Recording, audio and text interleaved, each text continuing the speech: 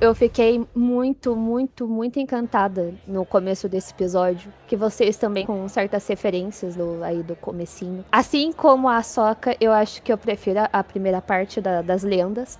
E a parte de que, tipo, o Ryan, né, ele abre esse episódio contando uma história pra Ahsoka, né? Também falando e expandindo, a gente conhecendo mais, né? Que existem outras galáxias, também outros planetas e lendas, né? E a gente sabe que Star Wars a gente tem a parte de Legends aí, e a gente tem lendas para serem contadas. O que vocês acharam dessa intro que a gente teve no episódio de Ahsoka, que eu acredito que tenha aquecido muito o coraçãozinho de quem acompanha essa jornada aí, e principalmente, né, dessa história que tem aí o quê? Uns 40 anos, né?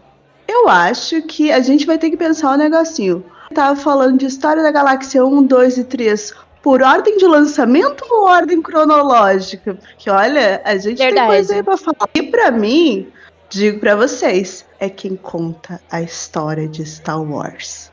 Filoni registrou isso pra gente. Conta até onde a gente sabe pros younglings, né, que ficavam ali. Agora, se tinha outros contadores de história ali no meio, aí fica dúvida. Mas a gente sabe que Amiga, ele ali contava. amigo contando pra nós, é ele que tá narrando isso. Alguém está contando Star Wars. Alguém está contando, Quem né? está contando? Toda intro, né, de tudo em Star Wars tem aquelas fatídicas letrinhas, né? Mas concordo com a Nath. E aqui, principalmente, a gente vai tocar hoje nesse episódio sobre um ponto muito importante. É o episódio Sabemos, o que eu poderia dizer nesse momento? É que em uma galáxia muito, muito distante. Olha, gente, se vocês já estão aqui no episódio, vocês sabem que eu não tô sozinha. Que esse episódio 6 tá muito, muito, muito legal. Mas antes de tudo, nos siga nas redes sociais. Se você gosta de Star Wars, se você está gostando de Ahsoka, já deixa um like nas nossas redes sociais, nas nossas postagens. A gente não fala só de Star Wars. A gente fala de muitas outras coisas, outras séries. Acompanhem a gente na @multiverso.dageek. A gente também tem um site. Por favor, gente, falem das suas redes sociais também. Ai, vocês podem me acompanhar, a Nath, aqui no Não Alimente os Troopers. Lá eu só falo de Star Wars. E também no Não Alimente os Zumbis, que aí a gente fala de séries, principalmente no YouTube, Não Alimente os Zumbis. Tem todas as estreias para vocês acompanharem por lá. Ali, como é que é? Um é o focado em Star Wars e o outro é o multiverso da cultura pop com enxurrada de estresse da semana, inclusive, né? Então, vou reforçar o jabá da Nath e acompanhe lá tanto No Alimente os Troopers quanto No Alimente os Zumbis. Mas o meu, né? O meu jabazinho, o meu perfil é o de sempre. Você que já escuta os podcasts aí já sabe de cor salteado. Mas você que não escuta, tá aí chegando pela primeira vez, @resenha pós-créditos, fala sobre filmes, séries e cultura pop no Instagram, TikTok. Também começando ali em GatClub ali com uns shortzinhos, mas tamo aí. Mas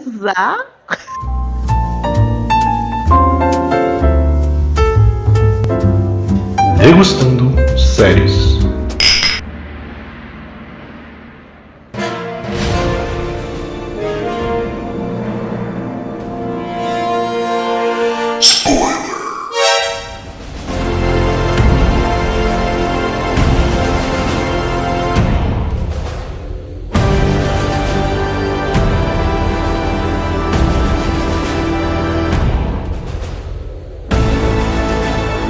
Agora vamos falar do nosso pequeno grande elefante azul na sala. Gigantesco, né? Enorme. Quando ele chega, né, o Lars Mikkelsen, que é o famoso irmão do Mads Mikkelsen também. Que também Esse daí, participou pô, de Star que Wars. também participou de Star Wars, bem lembrado. É Rogue One, né? Sim, Rogue One. Ele chega, ele adentra, né? E aquele, tipo, um cenário literalmente de imperador, né? Um exército montado já, taticamente estruturado, e só aquela batida assim. Sim, sim. Eu achei muito, muito legal a trilha sonora nesse momento também, porque a gente escuta, né? Tron, tron, tron, mas também nesse momento a trilha envolve a gente e, tipo assim, quem não sabe quem é o Tron e vê o jeito que todos os soldados troopers estão ali, né? Os Death Troopers estão ali. Você meio que sente já o peso que o homem passa, né? E que também é um grande reflexo do que a gente tem mais pra frente com a Sabine lá naquele momento especial. Só que assim, só de aparecer o Tron no começo, a todo aquele envolvimento dele conversando, né, com a Sabine, ele falando, ó, botou todo mundo da onde tu veio em risco. Você tá ligada, né? Então, não desse jeito, né, claro. O cara não perde a postura. Isso é fantástico, isso é fantástico. Eu acho legal, né, mencionar que ele é o irmão, né, do Mads Mikkelsen, que ele fez o Galen Erso em Rogue One. Também, né, se vocês assistiram o Animais Fantásticos, ele foi o Gellert Grindelwald, né, e que quase tem a mesma vibe aí, né, do Thrawn. E eu achei muito legal, né, esse negócio, né, dois irmãos aí que fizeram grandes vilões no cinema, vou falar assim, e nessas histórias que são tão icônicas, cultura E pop. ele dublou, né? Dublou o Tron na animação. Exato. né? E, assim, logo de cara, tem pessoas que estão acostumadas com a imagem do Tron das animações, mas quando, vou falar assim, o ator abre a boca, você já ganha ali que é ele e compra a ideia, porque é a mesma voz, é a mesma pessoa. Então, além da caracterização, além tipo, ele já conhece o personagem, ele é o personagem. Então, você fica, meu Deus, olha isso, que lindo de se ver, não é mesmo? Tipo, é um prato cheio. Sim, quando ele chega, né? Porque a gente não vê até então, ele chega com a quimera toda remendada e vem numa posição que lembra muito também o episódio ali final, né? Que quando ele acaba sumindo com o Ezra lá em Rebels, com aquela visão de baixo, com tipo. Aí não é o desenho que tem, né? Então é espetacular ver a dimensão. Eu acho que essas séries de Star Wars live action estão conseguindo colocar a dimensão das coisas muito bem. Já vem, é claro, né, dos episódios 7, 8 e 9, mas as animações estão conseguindo colocar o quanto é grande, o quanto o Império era potente, poderoso e organizado, né? E nisso as suas falhas. Ver isso agora nessa parte mais decadente também, todo meio destruído e remendado, mas ali ainda firme, Sim. tentando manter a altivez, é impressionante. Talvez essa colocação que você fez agora da própria Quimera foi perfeita, porque a gente pode falar assim, o Império em si tá meio remendado, mas é dali que tem um estopim pra gente já se preparar do que vai vir pela Primeira Ordem, sabe? O final do Império que tá todo tentando se manter de certa forma, ele vencido, né? A gente já tá, Nova República ali, vai ser o grande caminho aí pra realmente voltar com outros personagens, né? Mais pra frente e realmente dar a introdução pra nova trilogia que foi o 7, 8, 9. Espero muito essa ligação que a gente tem em algum momento, provavelmente no filme do Filoni, essa ligação muito forte da Primeira Ordem, do surgimento da Primeira Ordem, né? Que é isso que tá trazendo. Exato, Não porque só, fica... Pode falar. Eu só ia complementar dizendo que eu acho que fica um pouco vago, né, essa mudança de poderes, assim, né, do Império para a Primeira Ordem, como que isso se impulsiona, né, de fato, como é que a gente entende que tem uma conexão, teoricamente as mesmas pessoas interessadas em ver a galáxia dessa forma, mas não tem uma origem, de fato, assim como a gente tem uma noção maior dessa criação da Força Rebelde, como a gente já tem visto nessa abertura do universo Star Wars, foi nos trazendo essa maior amplitude de como que começou de fato os rebeldes, né? Seja lá por Rogue One, por Endor.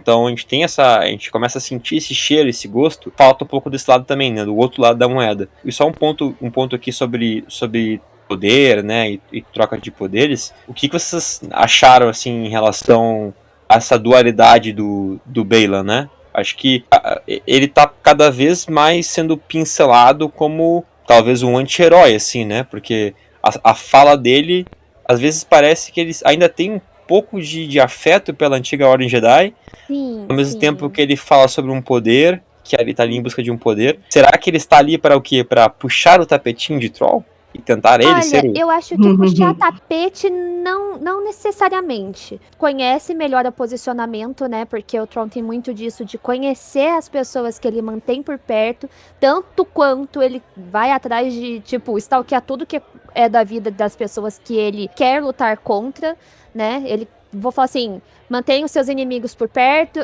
seus amigos por perto, seus inimigos mais perto ainda. Então, assim, ele faz um estudo de todo mundo que ele vai manter por perto. Seja história, o que já falou, o que já fez. Então, assim, o Tron eu vejo ele como um personagem extremamente complexo. Ele tem muitas camadas. Quanto ao Baylan, quando ele chega e fala sobre o cargo do Baylan ali, né, que era um general, a gente tem uma noção de que, além de sobrevivente, ele tinha um posicionamento alto quando a ordem existia. Você vê que alguém que já conhecia as histórias deve ter, vou falar assim, na época dele de Yangling, ele deve ter escutado histórias também do próprio Ruyan, sabe, como ele estava passando, né, como por exemplo, e também chega nesse ponto de que ele fica, nossa, histórias e lendas, né, no caso, que ele tá lá conversando com a Shinrachi, ele fala assim, tipo, não são só histórias, sabe? Então a gente tem essa noção de que ele tem outras camadas de não só a quebra de ciclo. Tipo, cada hora um tá no poder, que é uma coisa que a gente tem acompanhado até agora. Uma vez é a República, outra vez é o Império. O Império tá ali, aí vem a nova República. Então, assim... Ele quer quebrar isso. Quer quebrar isso, que seja uma coisa só. Talvez esse negócio de...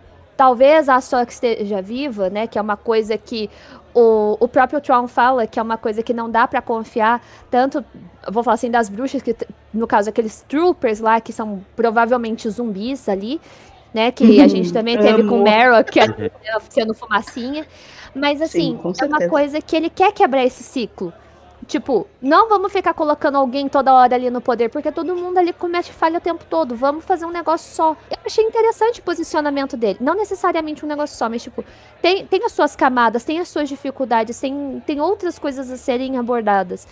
E é interessante o posicionamento dele quanto ao passado. Eu acho muito legal, ele sempre tá voltado, ele tem saudade daquilo que era, ou talvez o que ele tenha escutado em histórias. Eu acho que isso está bem claro em relação a não ser realmente só um Sith, um Jedi, pelo sabre dele, né? Tanto se falou da cor dos sabres deles, que é uma cor meio, assim, não é um vermelho vivo, né? Sim, a gente vê que é mais alaranjado, né? É mais alaranjado, mostrando que, tipo, essa coisa do que é ser um Sith, do que é ser um Jedi, é a grande história por trás da série. E o termo, né, que ele usa pra falar, o Boken Jedi, né, que vou Sim. falar assim, o Boken seria a katana, né, de madeira. E no caso assim, a Sabine, vou falar assim, o Ezra, eles seriam Boken Jedi, eles vieram após a Ordem. Né? Então, não são Jedi de verdade. Mais ou menos essa conotação. Então, a Shinrachi vira pra ele, então, o que eu sou, né? Aí ele falou, você pra vai ser algo maior. Isso? E você vê que ela fica um pouco perdida por poucos segundos, ou a gente entende que ela não sabe toda o posicionamento do Baylan, o que o Baylan passa pra ela. Tanto é que ele fala, eu te preparei pra ser algo melhor, algo maior, algo, tipo, diferente daquilo. Sim. E isso coloca... Diferente do que tá imposto. Exato. E é muito legal isso, porque a gente vai entender o que são Jedis da Ordem, os que, no caso, a gente já enfrentou ali e viu sobre o passado quanto a Ahsoka, né, que são Jedis que não são ortodoxos, e agora os Jedis Boken, né, que veio após a Ordem, a queda da Ordem. E futuramente, né, a gente já sabe aí que a gente vai ter uma nova Ordem Jedi. Eu acho que também isso ajuda a gente a compreender quem tá ali, que era da velha ordem, o que vai ser da nova ordem, os que ainda sobreviveram, se descobriram depois, sem perder o termo, né, Jedi também. E daí, fazendo um adendo, eu acho, com essa questão do Baylan também, o que ele tá procurando, né,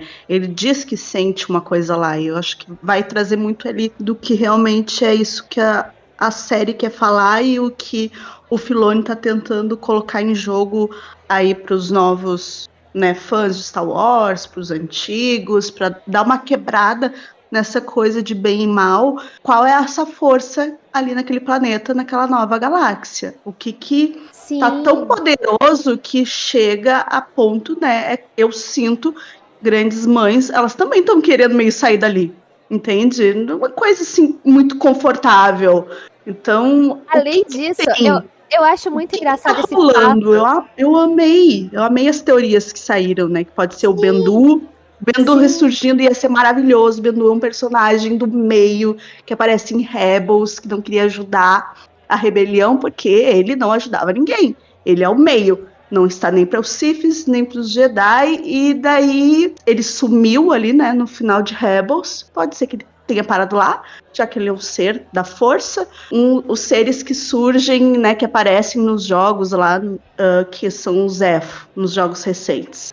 Sim, sim. Também são grandes usuários da força que acabaram sendo tentados pelo lado sombrio e que acabaram se corrompendo e assim entrando em extinção, mas a gente vê na próprio episódio, né, várias iconografias fazendo referência a isso.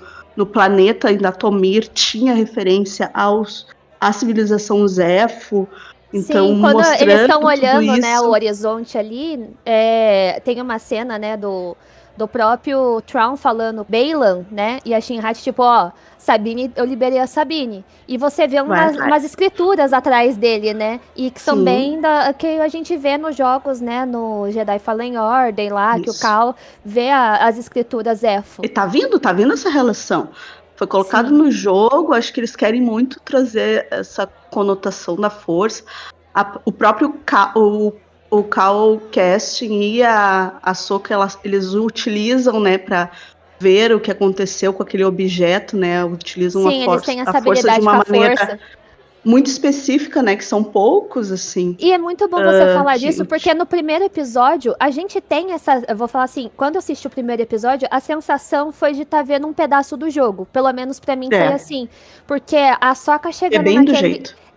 Chegando naquele templo, olhando aquelas figuras, a gente vê, vou falar assim, o mapa, né, a esfera lá de mapa, e isso remete muito ao jogo, que a gente Uhum. que tá jogando ali com o Cal, vê o que ele sente. É muito legal ver isso sendo transferido de certa forma em live action e trazendo também um pouco dos jogos para quem não teve contato com o jogo, quem não conhece a história do jogo, saber o que se passa lá. E é que nem a gente também teve um droidezinho, né? Acho que foi no Mandaloriano, que era bem parecido com o BD-1. E eu lembro Muito. que eu falei isso. E eu fiquei muito animada na época, porque eu tava começando a jogar o Jedi Fallen Order ali.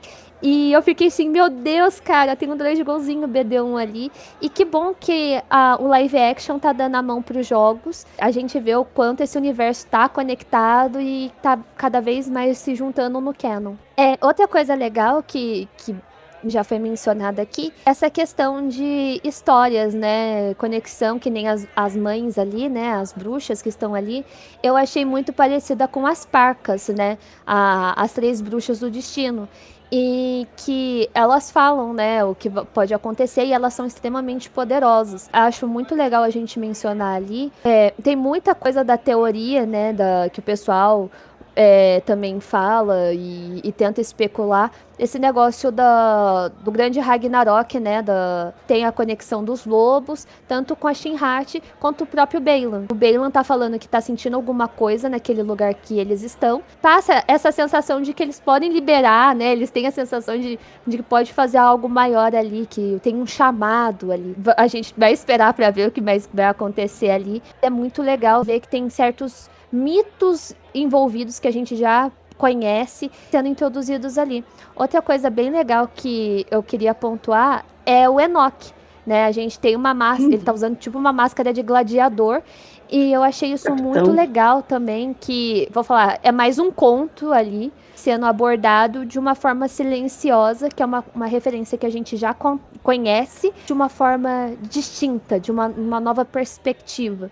Que é uma coisa que eu gostei bastante nos Death Troopers, né? Eles estão com aqueles negócios dourados, né? Como se fossem kitsugi. Eu não sei se é isso, é kitsugi. Eu acho que é esse o nome, né? Que é a arte japonesa também de reparar coisas quebradas, normalmente xícaras, colocados ouro em torno daquilo. Fora aquela parte vermelha lá que elas passam naqueles troopers, também mostrando que tem alguma relação com as mães ali retornando eles à vida, provavelmente. Eu achei impecável misturar certas coisas elementos que a gente já conhece Sim. e transferindo isso a uma nova história, uma nova jornada. Outra coisa muito legal de mencionar isso é o próprio Tron falando que, tipo assim, manda um esquadrão lá, não manda muitos porque a gente tem pouca gente aqui, Sim. né? Mostrar que perdeu gente. E Será que perdeu como gente? é que tudo aquilo de soldado, gente? E aquilo tudo de soldado tá ali como? Sim, eles estão 10 anos ali, basicamente, né? Se eu não me engano.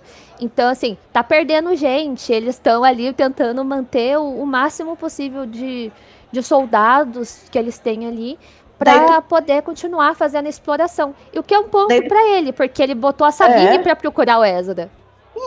Mas ele sabia, né? O Ezra não ia aparecer com ele procurando, mas a Sabine ele ia surgir. E a questão toda, o Enoch, né? O Capitão Enoch, não sou nada religiosa, mas fui pesquisar. E na Bíblia viveu mais de 300 anos. O que humanamente é impossível. E, né, os troopers ali são humanos. Então, o que remete, quando ele diz que perdeu vários, né? Já perdeu muitos. Que se nossa magistrada fez aquilo com o Marok, né? Aquele que virou fumaça verde, com seu poderzinho, tu acha que as mães, com o poder que elas têm, elas não iam ressuscitar todo aquele bando de troopers se eles tivessem morrido ou alguma coisa, mesmo os que não morreram, estar sob a dominação delas, assim como a gente vê o poder das Irmãs da Noite dominando também a Sabine, o Kenan no episódio em Rebels, né, no qual eles são possuídos. Então não precisa exatamente estarem mortos. Acho que essa é uma grande questão. Eles podem estar apenas possuídos por essa força para se manter ali naquele exército. E nem questão eu só acho de religião. isso... Eu acho que, por exemplo, no episódio anterior, que a gente teve a presença também do Carlos, ele mencionou a questão das baleias com a parte religiosa lá do Jonas e a baleia, né? Então, eu acho que traz toda elementos, de novo, né? Que a gente já coisa conhece. de George Lucas. Agregam a história, né? Isso agrega a jornada do herói que a gente tá. E isso é muito, muito único, de certa forma, porque enriquece o que a gente tá vendo. Só me meter mais um pouquinho, assim... Daí falando dessa parte, né, que tu falou de o Troll ter mandado ali uns trooperzinhos pra tentar também junto, pegar o Ezra, a gente vê, né, os nossos queridos tartaruguinhas ninjas, os caramujinhos que estão junto, né, que o Ezra vive, ali aquela comunidade de mini hobbits, porque, gente, aquilo é hobbit, aquilo é muito hobbit, gente, quem é que não viu Hobbit... na hora que eu tava assistindo, eu virei a minha namorada tava vendo comigo, né? Ela falou assim, me olhou, e ela não assiste Star Wars, né? E ela assim, mas as tartarugas ninja estão em Star Wars agora também. Outra coisa que eu brinquei, né? Eu tava falando, né? A florestinha de Frozen. Aí, de repente, aparece os bichinhos lá virando pedra. E eu falei, pronto, agora temos Trolls. Eu amo as referências infantil.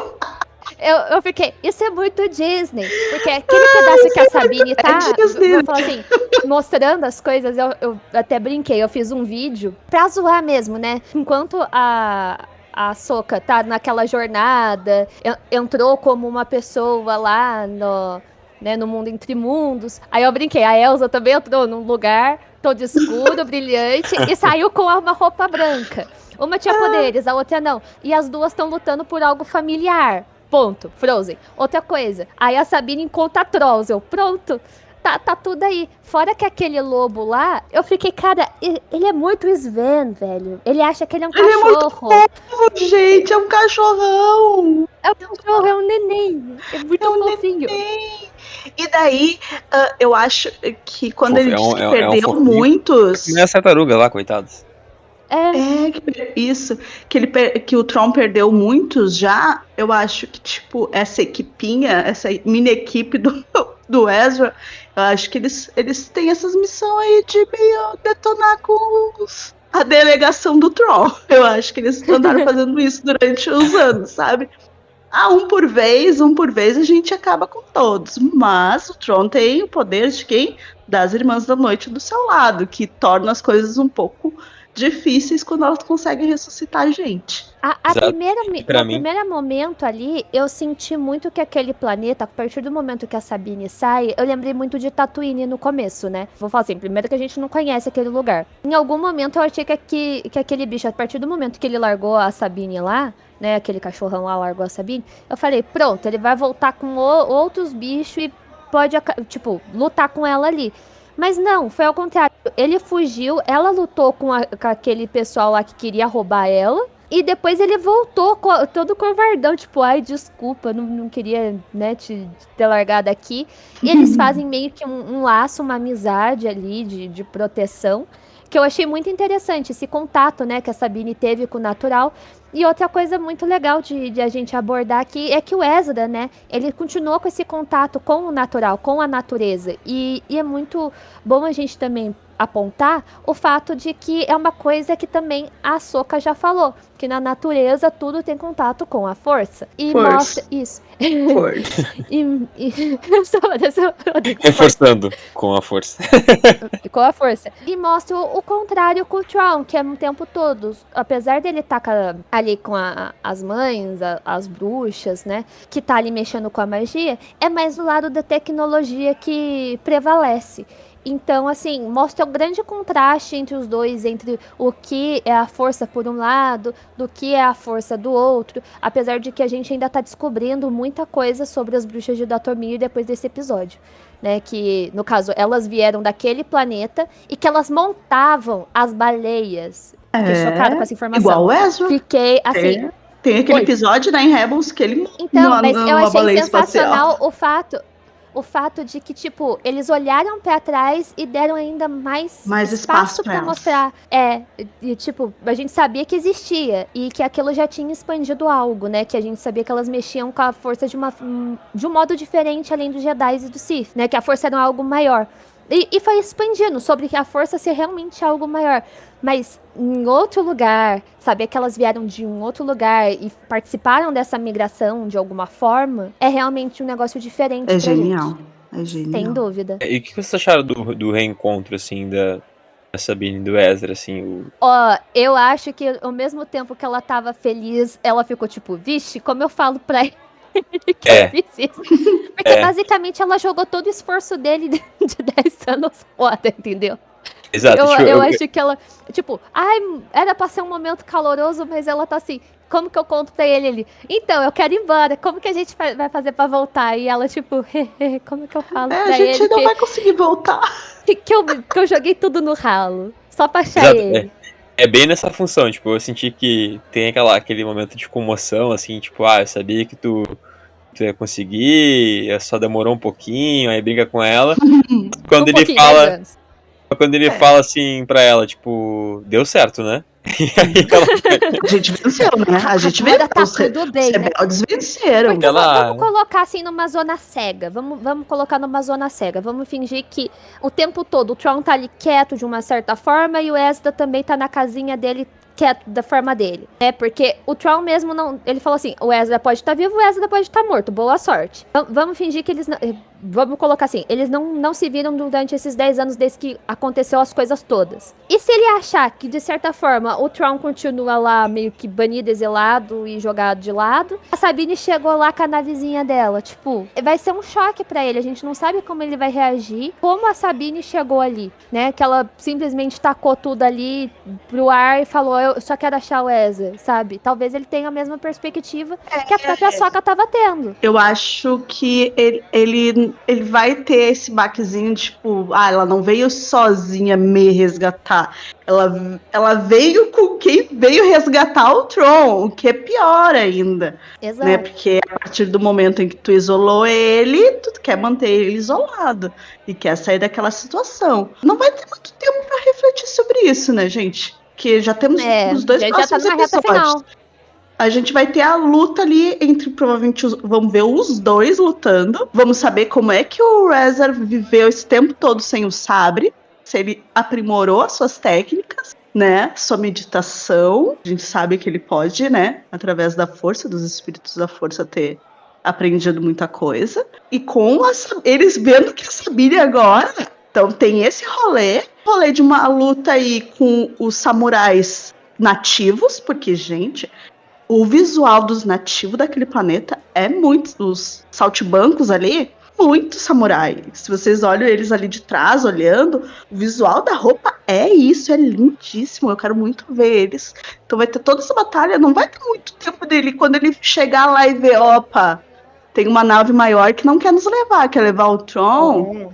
Como é que vai ser isso? E tem a nossa protagonista chegando pra bater E a de frente, Sokka tá né? vindo, né? A Morgan ali já recebeu ordens, né? No caso, de que qualquer baleia que chegar ali perto é pra bater. Vai ter muita coisa pra acontecer nesse próximo episódio que vai lançar e que já está Só lançando. acredito que ele não vai ser sacrificado, né? Ele já se sacrificou demais. Sim. O Ezra não pode com certeza. morrer. Eu acho que a partir daí a gente vai ver outros posicionamentos, não necessariamente. Tipo, o Ezra obviamente vai ter um posicionamento, mas eu acho que sacrifício maior, por enquanto, não vai ter. Eu acho que isso eles vão reservar ainda um pouquinho mais pra frente, uma outra coisa.